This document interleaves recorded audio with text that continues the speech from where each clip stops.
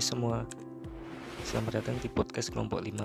Sebelum kita mulai podcast kali ini, kita kenalan dulu yuk. Karena ada pepatah yang mengatakan, tak kenal maka tak sayang. Halo, perkenalkan nama saya Rajidi Punisena Prasetya, nomor absen 21 dari kelas 12 IPA 1. Nama saya Lintang Joanita Prastuti dari kelas 12 IPS 2 absen 15. Nama saya Isabella Ratna Mustika Sari, saya dari kelas 12 IPA 2, nomor absen 11. Nama saya Fikri Novian Pratama dari kelas 12 IPS 1, absen 10. Nah, kali ini kita akan membahas tentang generasi penerus bangsa yang cerdas akan teknologi dan sosial. Dari tema ini, kita mengetahui bahwa generasi muda sangat berpengaruh dalam perkembangan teknologi di zaman seperti ini. Teknologi sekarang ini berkembang sangat pesat dan banyak sekali anak muda yang menggunakan teknologi untuk kegiatan sehari-hari loh. Tetapi, apa kalian tahu, perkembangan teknologi itu tidak hanya berdampak positif pada remaja saja loh. Benar kan, Will? Yap, betul banget Lin. Dari teknologi ini, bisa saja orang-orang menyalahgunakannya seperti pembulian, menyebarkan hal-hal yang tidak pantas, berita hoak, dan masih banyak lagi. Wah, ternyata sangat menyeramkan ya, Will, jika teknologi tersebut penggunaannya tidak tepat. Apakah dengan cara kita bijak dalam penggunaan teknologi, berarti kita sudah mengambil peran penting dalam pembangunan bangsa dan negara? Ya, jadi kita harus berhati-hati dan bijak untuk menggunakan teknologi yang berkembang saat ini. Apakah dengan cara kita bijak dalam penggunaan teknologi, berarti kita sudah mengambil peran penting dalam pembangunan bangsa dan negara? Justru, dengan kita bijak dalam menggunakan teknologi, kita sudah berperan aktif dalam pembangunan bangsa dan negara. Karena dengan hal seperti itu, banyak orang yang akan meneladani perilaku kita dan terhindar dari tindakan pembulian, menyebarkan hal-hal yang tidak pantas, berita hoak, dan hal-hal lainnya. HAM yang sudah kita dapat sejak kita lahir, dari HAM kita bebas untuk berpendapat dan memilih. Dan jika kita melanggar HAM, kita bisa terkena sanksi dari negara.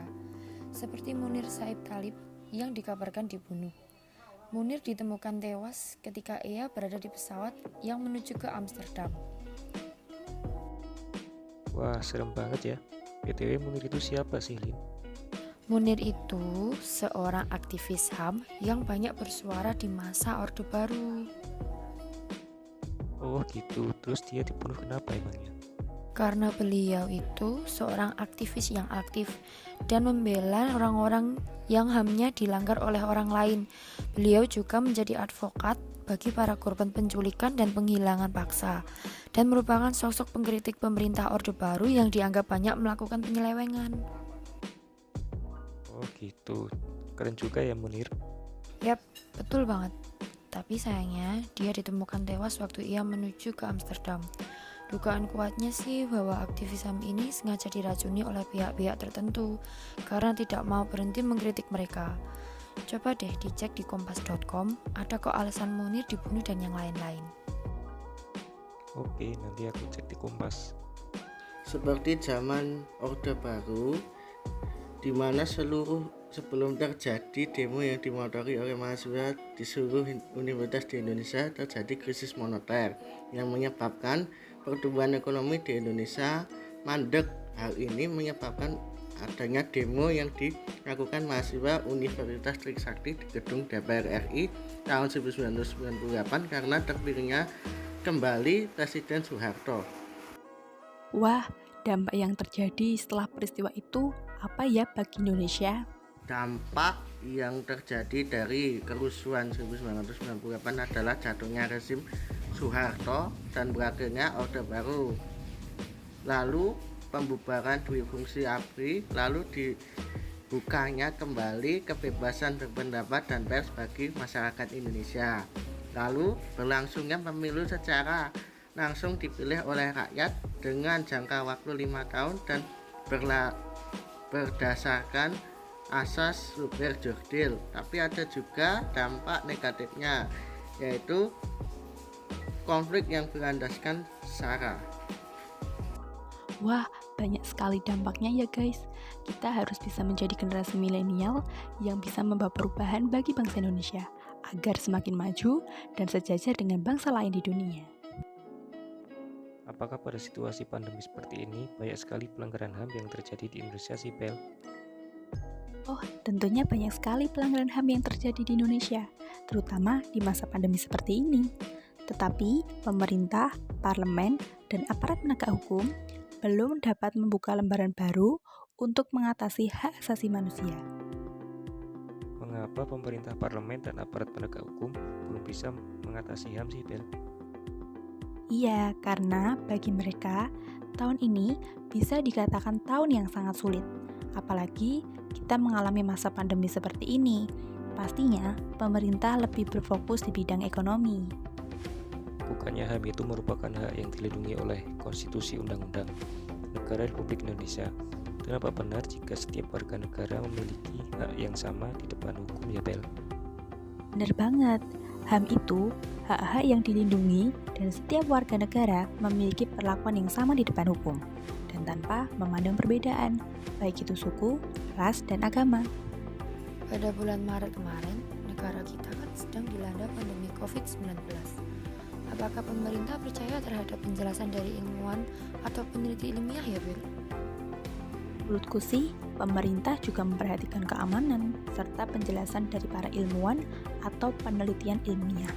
Dan bahkan saja, pandemi COVID-19 ini menimbulkan banyak sekali ancaman terhadap kebebasan berekspresi dan ruang kewargaan, sehingga banyak aktivis, jurnalis, akademisi, mahasiswa, dan masyarakat yang mengalami pembungkaman, intimidasi, dan kriminalisasi saat menggunakan haknya untuk mengungkapkan pendapatnya secara damai.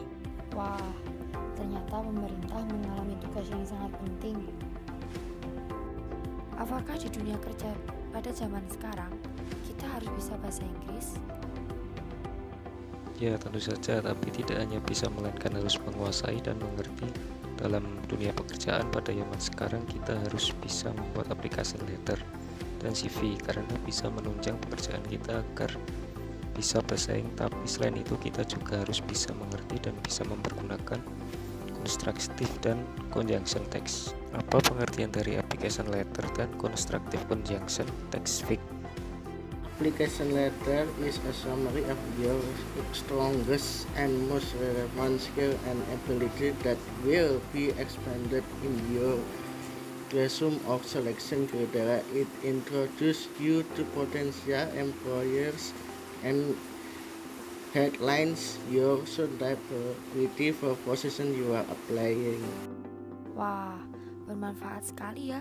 Jika kita bisa menguasai dan menggunakan application letter serta contrastive conjunction nih, kita bisa menjadi generasi milenial yang siap bersaing secara global.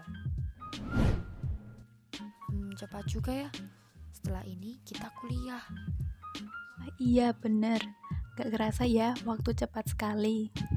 Setelah kuliah, pasti kita akan bekerja. Cepatnya, Iya ya. pasti kalau kita kerja nanti, kita akan menemui materi-materi ekonomi nih di waktu SMA. Wah iya, bener, jadi nostalgia nih. Banyak loh materi ekonomi yang bisa kita terapkan di dunia pekerjaan, ya kan? Di laporan laba rugi, kita bisa menjumpai data-data yang keluar dan masuk dalam perusahaan, seperti menghitung pendapatan dan pengeluaran. Di bagian pendapatan, kita bisa menghitung dari pendapatan jasa dan pendapatan lain-lain, lalu dijumlahkan. Setelah itu, bagian pengeluaran dimulai dari beban gaji, iklan, perlengkapan, dan lain-lain. Jika sudah bisa, dijumlahkan. Jika sudah, kita bisa mengurangkan total pendapatan dan total pengeluaran. Jika pendapatan lebih besar daripada beban, maka terjadinya laba. Tapi, jika pendapatan lebih kecil daripada beban, itu artinya rugi. Tapi nggak cuma itu loh guys, masih ada lagi. Contohnya perubahan ekuitas, neraca, jurnal penutup, buku besar setelah penutup, neraca setelah penutup. Wah, banyak ya. Tapi itu cara supaya perusahaan tetap berjalan secara baik. Yap, Benar banget. Bentar, waduh kuota internetku habis setelah mengikuti PJJ. Padahal ada tugas matematika tadi, Fik. Jadi kamu beli kuota di konter pulsa, Cid. Oke, aku beli kuota dulu. Sekalian beli yang dibutuhkan. Kan ini juga masa pandemi, jadi saat keluar sekalian aja. Iya, bener Cid. Oh iya, kan di matematika diajarin tentang jarak, titik, dan bidang. Bisa diterapkan di kehidupan sehari-hari itu. Pertama, aku mau ke counter pulsa lalu membeli masker di apotek dan dilanjut membeli alat tulis. Nah, di situ aku bisa menerapkan pelajaran matematika, yaitu saat memilih jarak menuju ke tempat yang aku tuju. Oh, cara hitungnya gampang aja. Kini aku buat singkat aja biar gampang gak ribet. Hahaha. Pertama, jarak ke apotek kan lewat Probolinggo dulu. Jaraknya sekitar 200 meter dari rumah. Nah, tinggal kita tambahin aja sama jarak yang ke counter pulsa, belok ke kiri sejauh 300 meter. Lalu belok ke kanan 400 meter menuju toko alat tulis. Gampang kan? Jadi totalnya cuma 900 meter aja dari rumah menuju ke semua tempat tujuan. Daripada lewat jalur lain yang bisa sampai berkilo-kilometer dan jalannya muter-muter juga. Iya, mantap ini Rubus Mat. Jika digambar rutenya seperti ini, disertai jarak-jarak yang lengkap. Oke, akhirnya aku bisa menentukan jarak terpendek atau terdekat untuk menuju counter pulsa dan toko alat tulis. Nah, itu gunanya pelajaran matematika. Oh iya, itu juga gunanya kita belajar matematika. Bukan hanya buat pelengkap pelajaran saja, tapi bisa kita terapkan di kehidupan kita.